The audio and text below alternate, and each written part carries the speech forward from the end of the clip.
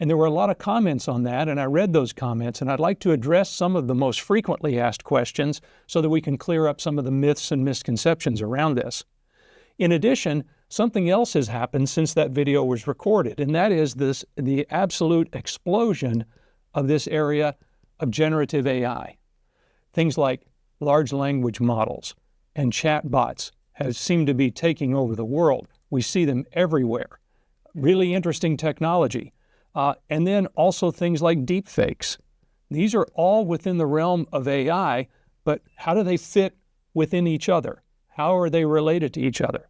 We're going to take a look at that in this video and try to explain how all these technologies relate and